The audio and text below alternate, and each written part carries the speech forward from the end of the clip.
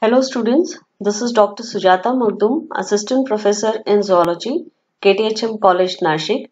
Today, I'll be talking on biological chemistry for third year BSc students, in which from the chapter third, that is proteins, I'll be discussing the structure of proteins, which is in continuation with the earlier part wherein we discussed about the different amino acids which are seen present into the nature and their structures in detail. So, to begin with today's lecture, I shall be discussing certain important properties of amino acids which are actually called as the amphoteric nature and the zwitterion formation, and followed by that we shall be discussing the structure of proteins which are essential to bring about the functionality into the proteins. As I said, that we shall be understanding certain important properties of amino acids like zwitterions. Now, what do you understand by zwitterions? Zwitterions are actually the ionic components or the ions which shows presence of both the charges on it, and as a result, the overall charge of the molecule happens to be negative. Now, what does it mean? Here you can see the general structure of the amino acid, which has the central chiral center, that is the carbon, and this carbon is seen associated with four different groups, that is the amine group, then carboxyl group, then the R chain, that is the side chain, and the hydrogen, right? Now, this amino acid can be written as NH3 plus and COO minus, whereas the side chain and hydrogen group, it remains as it is. Now, this structure what I have written towards the right side is defining the ionic nature when the amino acids they are seen into the solution, right? So, if you see amine is NH3 plus and COO minus, so obviously the positive and negative charge, it will cancel each other or it will nullify each other, and therefore the net charge onto this molecule will be zero. So such molecules where there is presence of positive and negative charge is observed at the same time are defined to be zwitterions, or I can say these are the dipolar ions. Why they are dipolar? Because they show both positive as well as negative charge. I hope it is clear to you. Now these amino acids, they are amphoteric in nature. So what is amphoteric? Amphoteric means the molecules which has the ability to react as either an acid or a base. Then such molecules, they are defined to be amphoteric in nature. Or you can remember that amino acids, they can act as acid as well as they can act as base. Now why can we say like this? Because it contains the amine group which can act as an acid and the carboxylate group which can act as a base. Thus, these amino acids are defined to be amphoteric in nature. These amino acids, they have a significant role with reference to the pH, wherein we can say that they exhibit isoelectric point. Now, what is isoelectric point? Isoelectric point is the pH at which the amino acid exists largely in neutral form. Now, when we say neutral, obviously from the previous explanation of the zwitterion, you know that the net charge on the molecule will be zero or it will be nullified, because both the dipole, that is positive and negative charge, they will cancel each other, and because of this property the settlement or precipitation can be observed. The best example is the curdling phenomena. You know that milk can be converted into curd. Now what is difference between milk and curd? In case of curd, you can see clumping, right? You can see the granular part. That means the proteins which are present into the milk, they are condensed together, and this is done by you can say by doing certain changes with reference to the pH of milk, or by changing the pH of milk you can bring about curdling phenomena. So in case of curdling phenomena, the pH is responsible to show this important property into the milk. Now here I have shown the general nature wherein you can say that at very low pH the amino acids, they have the structural formula as the central chiral carbon associated with the R group, amine group, hydrogen group and the carboxylic acid group. And when there is change in the pH, then it results into formation of amine and carboxylic group, and there is no obvious change observed with reference to R and H. R is the side chain. Further, when there is still alkalinity is observed, that means when there is high pH, therein you can see presence of more amount of COO minus, right? So that is what is observed with reference to formation of zwitterions in isoelectric point. Now this isoelectric point, which is defined by Pi, can be calculated by knowing the pKa value of the reaction. Now this is very simple what you can say explanation for this. Now this is the general formula, that is Pi is equal to pKax plus pKa2.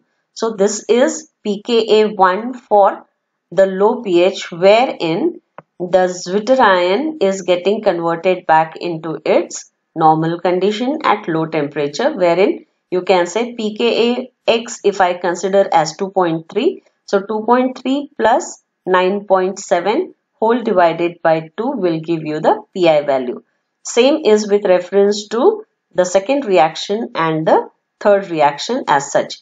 So what you need to do is to understand or to find out the Pi value of the reaction, you have to define the Pi is equal to pKax plus pKay.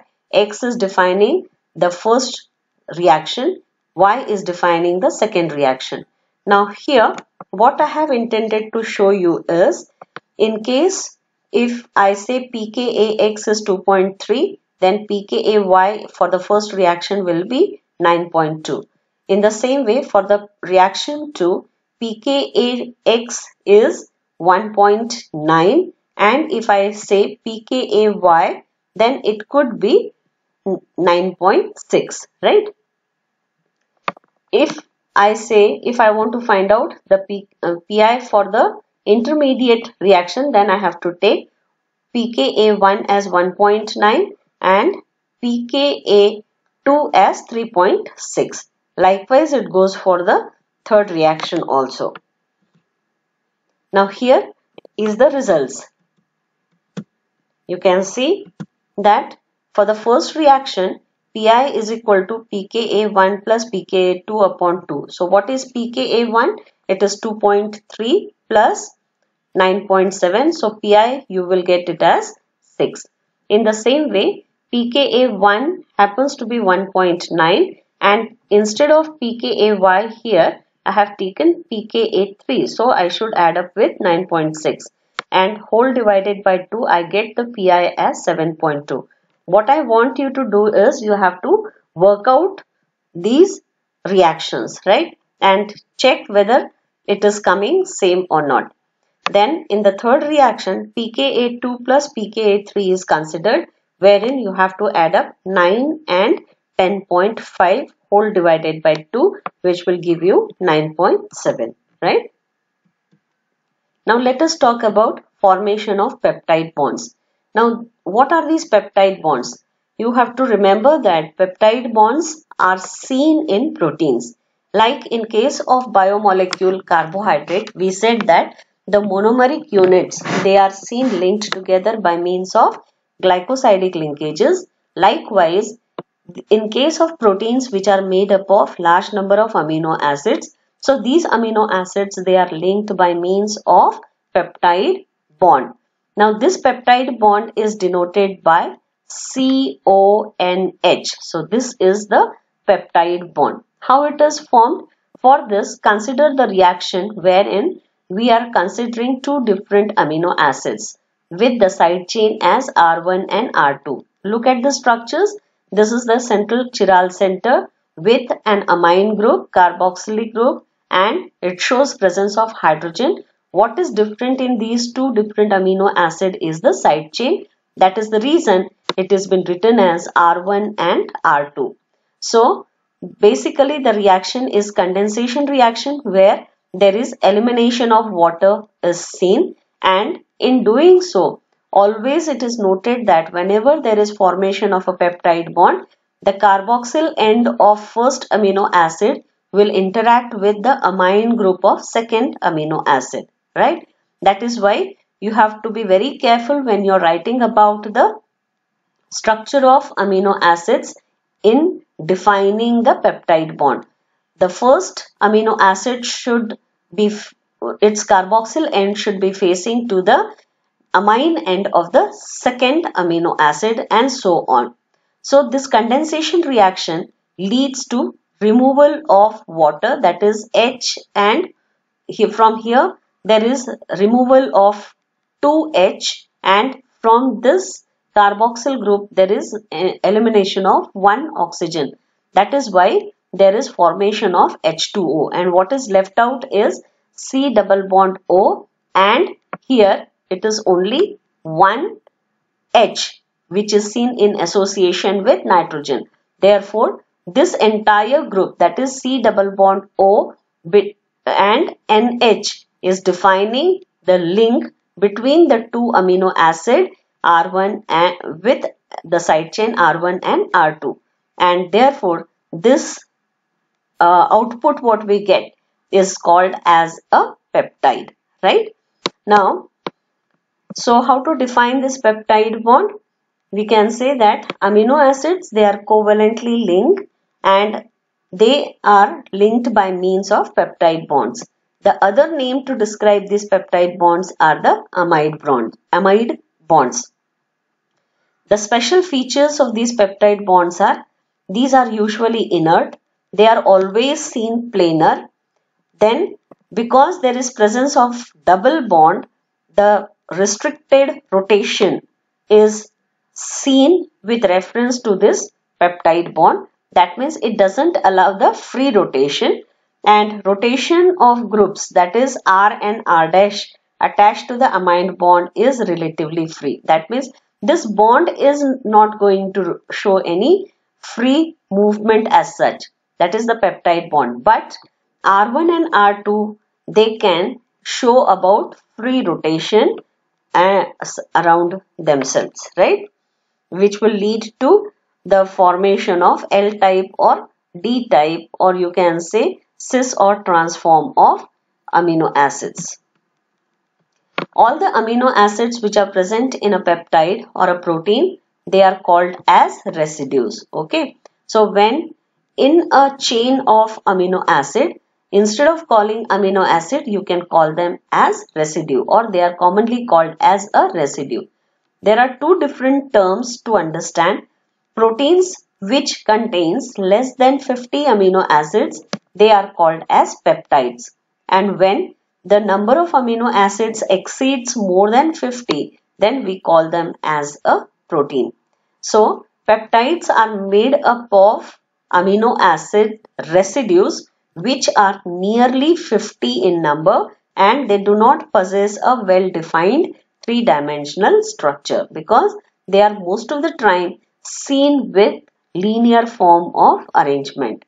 But if the linear form gets converted into the secondary, tertiary or quaternary form because of the interactions between the neighboring amino acid, then it results into formation of protein. But this is possible only when the number of amino acids, they are more than 50. Therefore, you can say that proteins are larger molecules that are usually containing near at least 50 residues or more than 50 residues. Sometimes it can contain nearly 100 to 1000 residues also. And the most important feature of protein is they are biologically active because they show presence of three-dimensional structure which is achieved by means of interactions between the amino acids as such. Peptides are always written and named with amino terminal on the left side and the carboxyl terminal towards the right side. This is very important to remember forever when you're talking about the protein chemistry. The amide or the peptide bonds which has C double bond N character is due to the resonance resulting in the planar geometry. Here you can see that the restricted rotations and the resistance to hydrolysis which is observed within a protein is because of presence of this peptide linkage. The NH bond peptide linkage, but within the peptide linkage also the CN, that means this bond I mean to say between the carboxylic carbon and the amine nitrogen is responsible for showing restricted rotations or resistance to hydrolysis.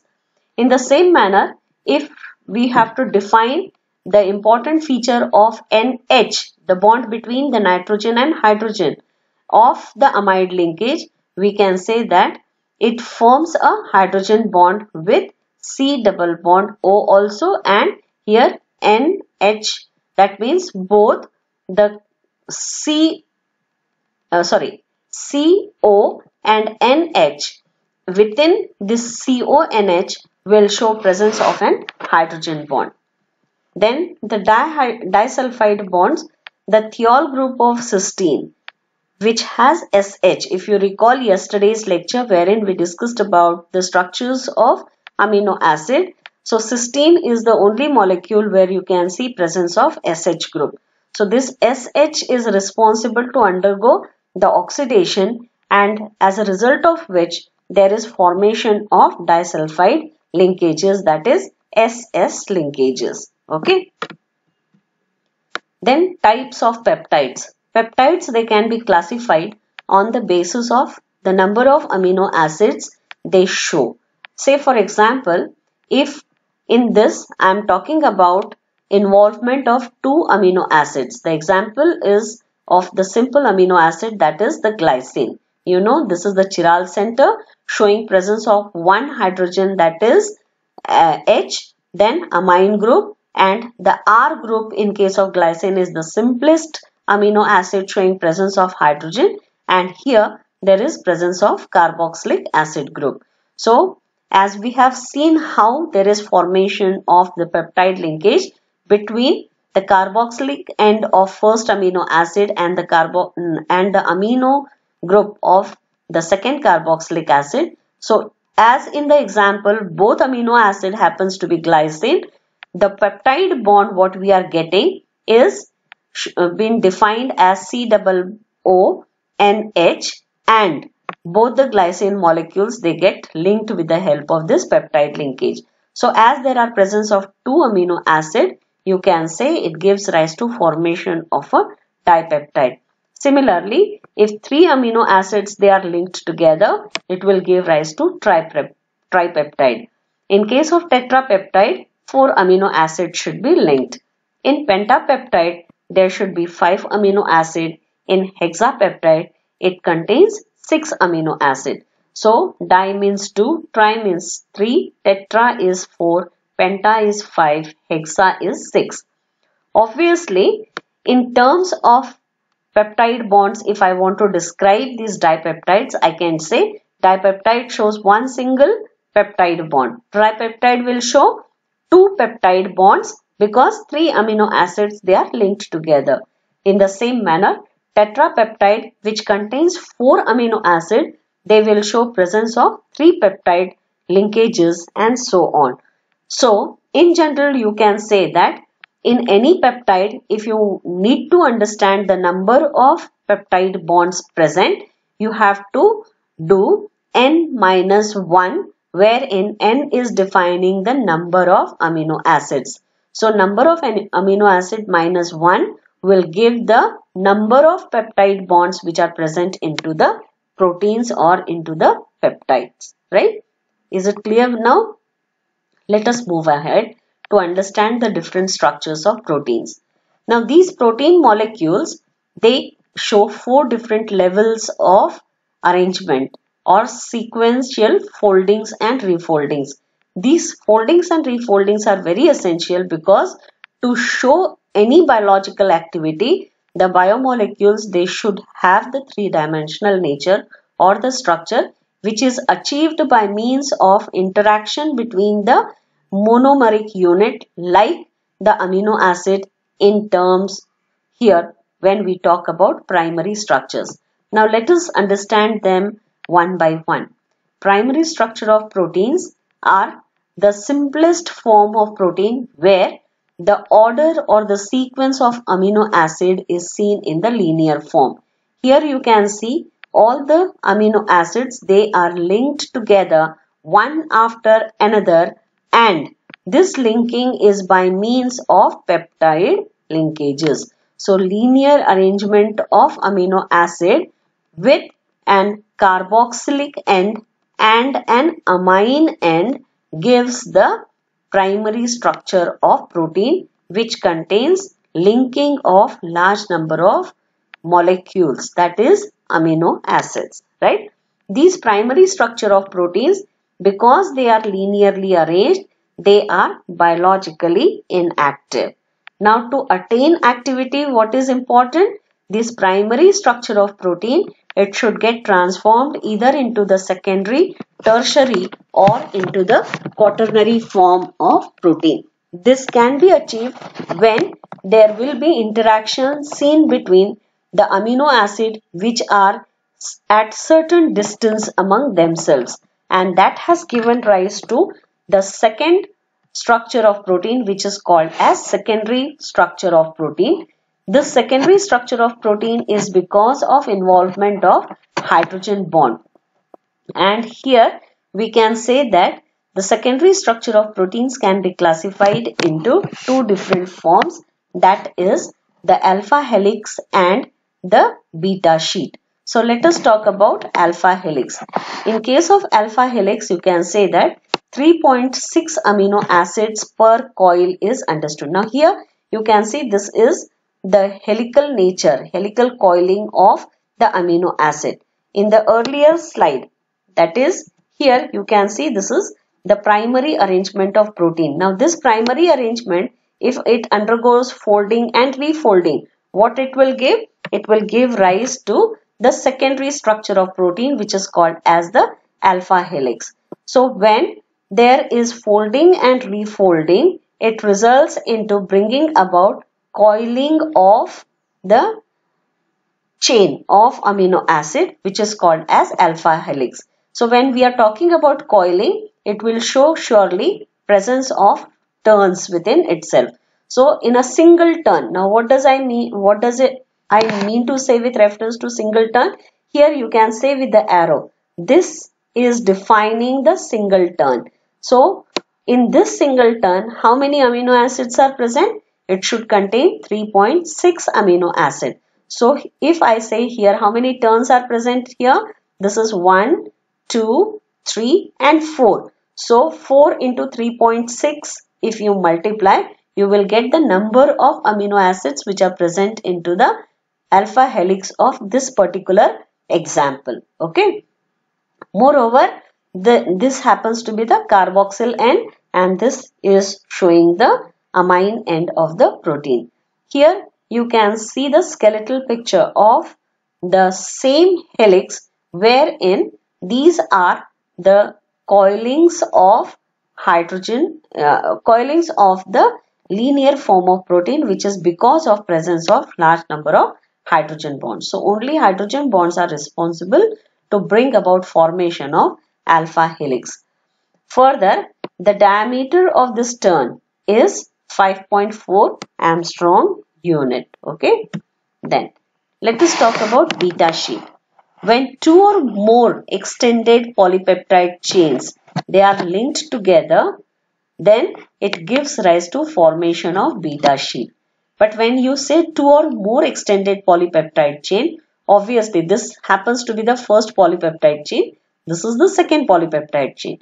So what you should understand with reference to beta sheet, that is the minimal requirement to form a beta sheet is there should be presence of 2 or more polypeptide chain. Now these polypeptide chain, they can be arranged parallelly or they can be arranged anti-parallel, and depending on the positioning of these polypeptide chain, we can classify beta sheet as the anti-parallel or parallel type of beta sheet. What does it mean? If you see here, concentrate onto the mark which I am moving. This is the first polypeptide chain which has the amine terminal towards the left and the carboxyl terminal towards the right. Now coming to the lower side here, you can see the second polypeptide chain, but see the directionality of the second polypeptide. It has the amine terminal towards the right and the carboxyl terminal towards the left. It means that polypeptide 1 and polypeptide 2, they are placed anti-parallel to each other. They are showing directionality which is opposite in nature. That is, the first one is from the amine terminals toward the carboxyl terminal, and the second one is from the amine terminal towards the carboxyl terminal. Therefore, when this is the situation, it gives rise to anti-parallel arrangement of beta sheet. Clear? Further, at the two terminal ends, they will be linked together by means of loops or turns, that is, by means of the helix. So, what is helix? That means I am talking about the first form or secondary type of structure, that is alpha helix, right? Now, coming to the second type of beta sheet, which is called as parallel beta sheet. Here, again, as I mentioned that there should be presence of 2 or more polypeptide.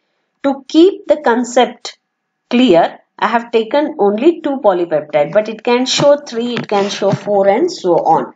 And in all the cases, the arrangement of polypeptide will be either in parallel form or anti-parallel form. In the second structure here, you can see, if we say this is the first polypeptide, its directionality is from the amine terminal towards the carboxyl terminal, whereas in the second polypeptide, again the directionality is from the N terminal, that is the amine terminal towards the carboxyl terminal.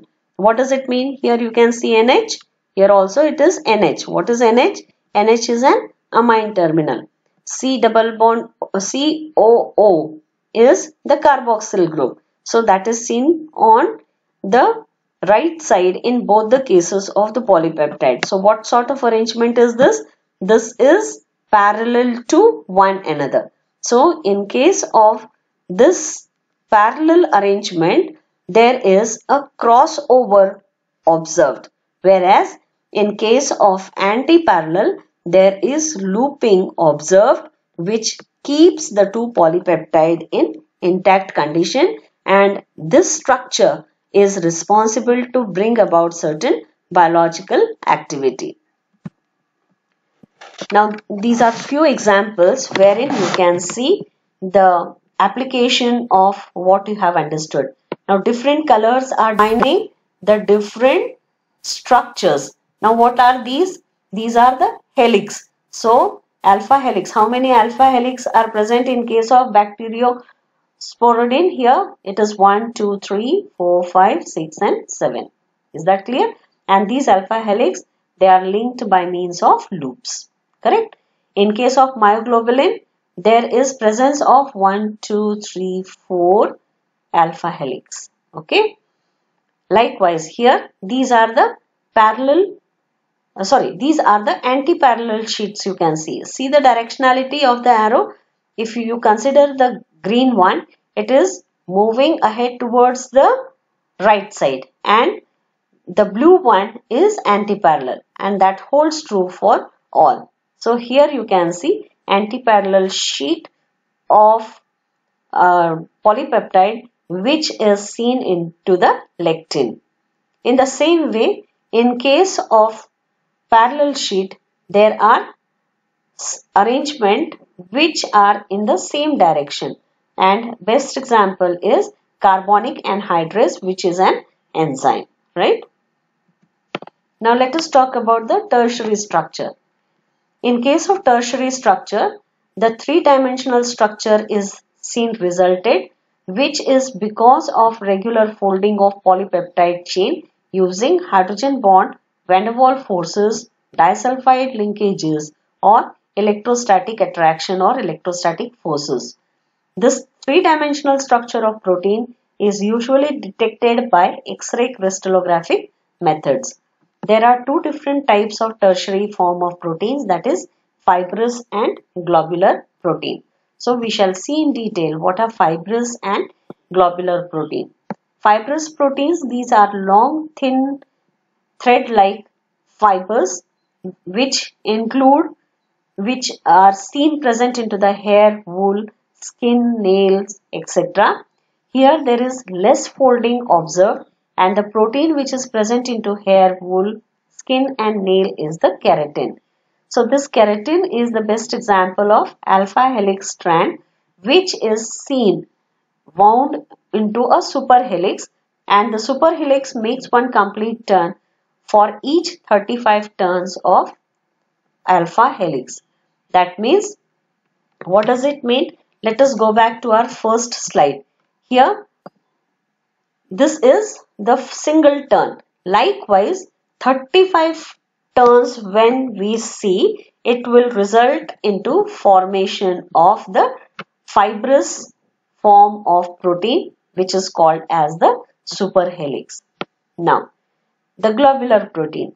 Globular, from the term itself we can say these are the spherical shaped molecules, or these are spherical in shape, and it includes large number of enzymes and antibodies which are always seen into our soluble condition into the bodily fluid. Therefore, they are also called as soluble proteins. Because they are soluble proteins, now if I want to talk with reference to amino acid, I can say they are made up of polar hydrophobic amino acids, right? Why polar hydrophobic? Because these are water loving, and these water loving amino acids, they are always seen when you say sphere onto the exterior side. What does it mean? Suppose, say for example, if you consider that, now let me show you. Suppose this is a globular protein, okay? This is a globular protein. So onto the surface of globular protein here, you can see presence of all the amino acids which are actually hydrophilic in nature. That means they will be facing to either the water part of the plasma or the water part, or the water into any extracellular part. Whereas here in the interior, you can see presence of amino acids which are actually all non-polar, and because they are non-polar, they will be moving inside, and such amino acids, they are hydrophobic in nature. So they give rise to formation of clustering into the interiors, one can say, right? So now it is very clear to make out the distinction in arrangement of amino acids in globular protein. What you have to remember, that is, towards the exterior in the globular protein, always the amino acids are polar and they are hydrophilic, whereas towards the interior, the amino acids, they are hydrophobic and they are non-polar, or as a result, they are seen in the clustered condition. So in globular protein, the tertiary structure of macromolecule determines the biological property. Bases or pockets in proteins are called as the active site, which are always seen associated with the enzymes, which I shall be talking in the next lecture. These enzymes are stereospecific and they possess geometric specificity. That means they are having the active sites which are very specific to the substrate. That is why we say enzymes are very specific. Say for example, a protein digesting enzyme will always show interaction with the protein, it cannot bring about cleavage, or it cannot break the carbohydrate, nor can it act upon the lipids or the nucleic acid. So protein digesting enzyme can act only on the protein because there is structural similarity between the active site of the enzyme and that of the substrate molecule. Now substrate molecule is the substance on which the enzymes are showing their action. The range of the compound that an enzyme accepts varies from a particular functional group to specific compound. This is what I meant. And therefore you can say that Emil Fischer, he said that there is a lock and key arrangement between the enzyme and the substrate group to bring about the specific action. All reaction which occurs in your living cells, they are mediated by enzymes, and these enzymes which are actually biocatalysts, they bring about the rate of reaction by enhancing it by 10 raised to 6 fold times or 10 to the 8 fold times, right? Some enzymes may require presence of certain cofactors, or they require certain coenzymes like the NAD. Cofactors are always seen permanently associated with the enzyme, whereas coenzymes they are associated or dissociated. So cofactors, they form the prosthetic group in case of enzyme. For a protein which is composed of single polypeptide molecule, the tertiary structure is the highest level of the structure that it can achieve or attain. Now coming to the last part, that is the quaternary structure of protein, you can say that when multiple subunits are held together in aggregates by van der Waals forces or electrostatic attraction, which are actually the non-covalent bond, it gives rise to quaternary structure of protein. Moreover, here I have said multiple subunit. What does it mean? That means the polypeptide will be more than three rather, I should say. When they are linked together, the structure what is achieved is called as the quaternary structure of protein. The best example to define this is the hemoglobin, which is actually a tetrameric protein. The second example is myoglobulin, which is seen present into your muscles. Hemoglobin, it is seen present into your blood, that is specifically into the RBC. Both myoglobulin and hemoglobulin were the first proteins to be successfully studied using X-ray crystallography by Kendrew and Perutz, who won the Nobel Prize in 1962 for chemistry of this quaternary structure of protein. Now this is the diagram of the hemoglobin, wherein I can say that it is a tetramer or tetrameric protein. Why tetrameric protein? Because how many subunits are there? You can see the 4 different colors of polypeptide: green, yellow, violet and light blue. So there are 4 polypeptides which are linked together, and these are having 4 heme groups. Now the white structure what you can see is the heme group. Each polypeptide will contain its individual heme group, and the protein globulin is seen surrounding to the heme group, which takes the giant tetrahedron structure. So there are 2 identical alpha sheets and 2 identical beta sheets. So it is made up of 4 polypeptide chains, and all of them, they are showing foldings of the primary form of proteins. With this, we have come to an end to the session, and in the next lecture, I'll be talking about the bonds which are responsible to keep the stability of the proteins, followed by the biological significance of proteins. Till then, stay safe, stay healthy. Thank you.